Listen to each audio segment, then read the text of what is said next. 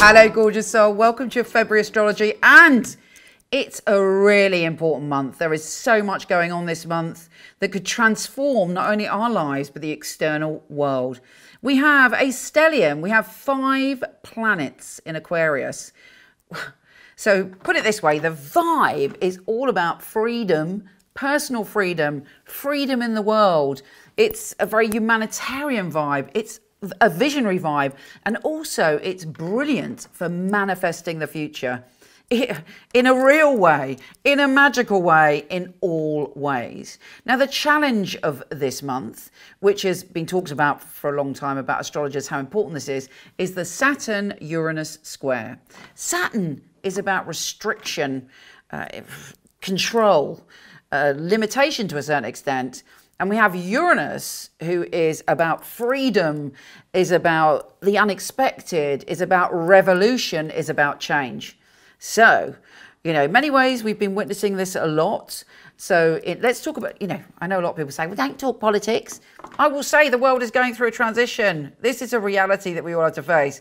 But if you want me to focus on you, put it this way. The structures and the resistance that we've put up in our own life are going to clash with this new sense of revolution, of thoughts about what we really need, maybe a genius idea, maybe some surprise that helps us transform and free ourselves. But ultimately, we have the choice in the world and within ourselves. Do we choose freedom, or do we choose to remain in the structures that confine us? I know it's intense. I told you it was intense. The good news is other lovely things that are happening this month is Venus goes into lovely old Pisces. Hopefully there'll be a lot of empathy around to help us on our way to make these decisions. And yeah, the Pisces vibe is coming in at the end of the month. But you know what? Let's make the most of this Aquarius energy. Believe in manifestation and that you can transform your future. Do some work around manifesting, you know, and be a visionary for yourself and the world. Why not? Here's your monthly astrology. Hey Virgo, this is a very important and intense month, and it's super important that you understand and work with the magic of changing small details in your life, shifting habits, moving things around, focusing on what you want to dedicate yourself to. And if you find the sweet spot in using that energy, wow, big miraculous changes can come to you. So firstly, we have Venus in that position. So how healthy are your relationships? How healthy is your relationship to abundance, for instance? How healthy is your relationship to your intimate relationships? You might feel a little bit hermit-like as you sort things out this week, but you're this month even, but you're determined to deal with stuff. And it will be like a big weight's been lifted if you do the decluttering, if you sort out all the bills and the sort of stuff that maybe you've been avoiding. And there is a chance to feel really liberated when you do that.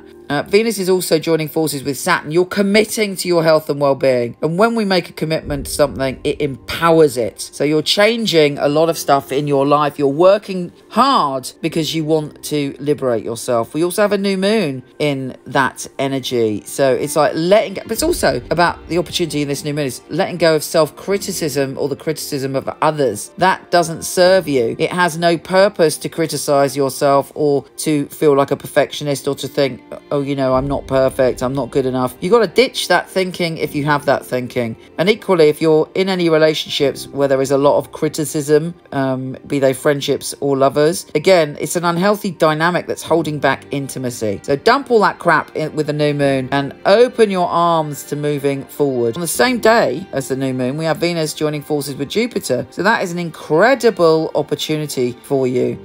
Breakthrough. But don't forget, Mercury, your ruler, is retrograde. So that can be difficult for you because you don't really have a clear idea of where you're going. But Mercury does go direct this month on the 21st, I think. So you're coming to the end of that confusion and that cloudy conversation. Mercury is joining forces with Venus. There may be a conversation about the past and you're sorting it out. You're unpacking it. You're diving deep into it and you're looking at how to see it differently. It may be an ex, or it may be something to do with in your past to do with finances, and you felt that you didn't handle things very well. But there's also news from the past as well. Now, the big energy of this month, and actually throughout the year really, is the Saturn squaring Uranus. Wow, this has already happened in the external world. When we look at GameStop and the stock market and the traders that got stiffed by the people on Reddit that bought all the shares, that is so Saturn square Uranus. And on top of that, of course, Saturn in Aquarius now and Jupiter in Aquarius. The old way of doing things, the old boys club that do things in a way that actually is selfish and about gain and about the kind of patriarchy and hierarchy that fuels itself off the discomfort of others. That's becoming over, and it's about now us being more free and things being shocking and different and changing, but ultimately better for humanity. Why are you waffling on about this, Michelle? Well, let me tell you. We are all going through a similar thing ourselves with the Saturn square Uranus. It's an opportunity. It may be a challenge, but it's an opportunity. And for you, Saturn is in your habits, health and well-being, work, and where you put your dedication. And Uranus is in your adventure zone, your breaking through boundaries zone. So where is the challenge in that for you? That we are all going to have surprises to push us to be more free and to take responsibility for our life, but also to bring extra freedom and genius and magic into our lives. But of course, at the time, it might be challenging because it's a square, but squares offer us opportunity. So we're going to see this in the world, and we're going to see it in our own life. So expect something like that this month. As we move later on into February after the 18th, the Sun and Venus go into Pisces. And for you, relationships ease. You bring more harmony and beauty into your life. You're more confident about all the things and people that you love. And things get a lot easier. And of course, we end the month with a full moon in your sign. Woo! So this whole month is building up to a peak of energy. Hopefully, it will be a peak of success. But you know what full moons are like. They drag everything from our unconscious. So if there's stuff that you're not dealing with and you're not owning, particularly about yourself, your character, who you are, your identity, that could come to a peak with that full moon.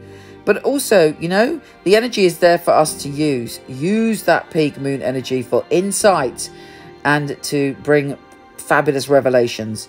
Take care, gorgeous, and I'll speak to you soon.